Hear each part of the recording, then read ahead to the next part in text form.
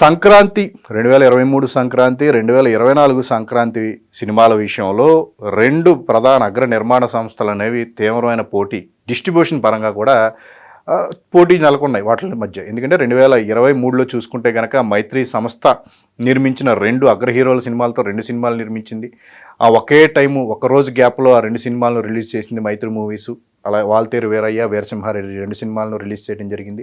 వీరికి పోటీగా దిల్ రాజు తాను నిర్మించిన వాసుడు అనే సినిమాను తమిళ సినిమా అయినప్పటికీ కూడా తెలుగులో ఎట్ ఏ టైం రిలీజ్ చేయాలని చెప్పేసి ఆయన తన ప్లానింగ్ అంతా చేసుకుంటూ ఉన్నారు. అప్పుడు పరిస్థితుల దృష్ట్యా ఆయన తమిళ కంటే లేటుగా 2 రోజులు లేటుగా వాసుడు అనే సినిమా నేను రిలీజ్ చేయడం జరిగింది. అప్పటి పోటీలో మైత్రి సంస్థ అనేది విజయవంతంగా తెలుగు సినిమా అనే కోణంలో కూడా వాళ్ళు తమ సినిమాలకు ఎక్కువ థియేటర్స్ను తెచ్చుకోవడం జరిగింది. తెలుగు సినిమాలకు ఎక్కువ ప్రిఫరెన్స్ ఇవ్వాలి అని చెప్పే పాయింట్ అప్పుడు ఎక్కువగా రేజ్ అవటం వల్ల దిల్ రాజు తగ్గక తప్పని పరిస్థితి అనేది ఏర్పడింది. 24 సంక్రాంతికి కూడా మహేష్ బాబు నటించిన గుంటూరు కారం సినిమాను దిల్ రాజు నైజాం ఏరియాలో డిస్ట్రిబ్యూట్ చేయడం జరిగింది. విపరీతంగా 95% థియేటర్లు ఆయనే తీసుకున్నారు అని చెప్పేసి తొలి నుంచి ప్రచారం జరిగింది. ప్రత్యేకంగా దాని గురించి మళ్ళీ మనం ప్రస్తావించాల్సిన అవసరం లేదు. ఇక హనుమాన్ అనే సినిమా చిన్న సినిమాగా విడుదలైనప్పటికీ కూడా భారీ విజయాన్ని అందుకుంది.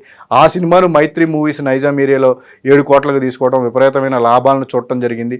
అయితే థియేటర్ల విషయంలో 24వ సంవత్సరం సంక్రాంతికి దిల్ రాజు ఎక్కువ థియేటర్లను ఆయన మహేష్ బాబు సినిమాను కొనుక్కుని వేసుకోవడం జరిగింది. థియేటర్ల పరంగా కూడా ఆయన ఎక్కువ డామినేషన్ అనేది ఫస్ట్ నుంచి కనిపించింది. ఎందుకంటే ఆయనకున్న కమాండింగ్ అనేది బిజినెస్ పరంగా చూపించుకోకపోతే ఏ నిర్మాతకు కూడా ఉపయోగమే ఉంది.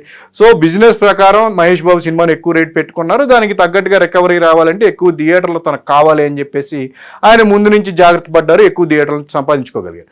అయితే చివరికి రియాలిటీలో ఒరిజినల్గా గుంటూరు కారం కంటే రివ్యూ రేటింగ్స్ అనేవి ఎక్కువ హనుమాన్ సినిమాకి రావటం, ఒక లాంగ్ రన్ అనేది ఎప్పటికీ హనుమాన్ సినిమాకి ఉండటం వల్ల నెల రోజుల పాటు ఈ సినిమాకు వీక్ డేస్లో చివరికి వచ్చేసరికి వీకెండ్స్లో కూడా మంచి వసూళ్లు సాధించడం, లాంగ్ రన్లో హనుమాన్ అనే సినిమా మైత్రి సంస్థకు మంచి లాభాలను తీసుకొచ్చింది. కమర్షియల్గా హనుమాన్ సినిమా మైత్రి సంస్థకు మంచి లాభాలను తీసుకురావడం అనేది మళ్ళీ ఒక పై చేయి సాధించినట్టుగా కూడా దిల్ రాజు మీద మైత్రి సంస్థ ఇక్కడ కనిపిస్తూ ఉంది.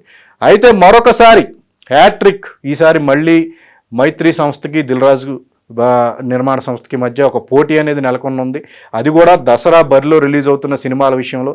దసరా చూసుకుంటే కనుక దేవరా సినిమాను మైత్రి సంస్థ విడుదల చేసినట్టుగా తెలుస్తుంది. ఈ సినిమాను భారీ స్థాయిలో ఇప్పటికే ఏరియా వైజ్ కొనుగోలు చేసినట్టుగా మంచి ఆఫర్స్ని ఇచ్చినట్టుగా తెలుస్తుంది. మరోపక్క పవన్ కళ్యాణ్ ఓజీ సినిమాను దిల్ రాజు ఆయన నైజాం ఏరియా కొనుగోలు చేసి దసరా బరిలో సెప్టెంబర్ 27న రిలీజ్ చేసేందుకు కూడా ఆయన సన్నాహాలు చేస్తూ ఉన్నారు.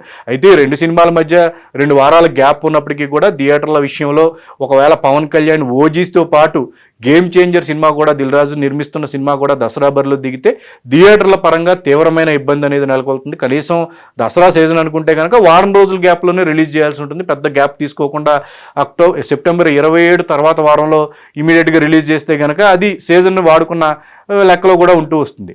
దీంతో పాటు మైత్రి సంస్థ కూడా దేవరా సినిమాను, మరొక పక్క ఇతర సినిమాలకు సంబంధించి బాలకృష్ణ ఎన్బికే 109 సినిమాకు సంబంధించిన కూడా ఆ దసరా బరిలో దిగే అవకాశం ఉంది అంటున్నారు. ఆ సినిమాను కూడా ఒకవేళ దిల్ రాజు కనుక డిస్ట్రిబ్యూషన్ తీసుకునే ఉద్దేశం ఉంటే ఖచ్చితంగా మళ్ళీ థియేటర్ల విషయంలో తీవ్రమైన సంక్షోభం, ఒక పోటీ అనేది మళ్ళీ చూడనున్నామని చెప్పేసి ప్రచారం ఎప్పటి నుంచే కూడా మొదలవుతూ ఉంది.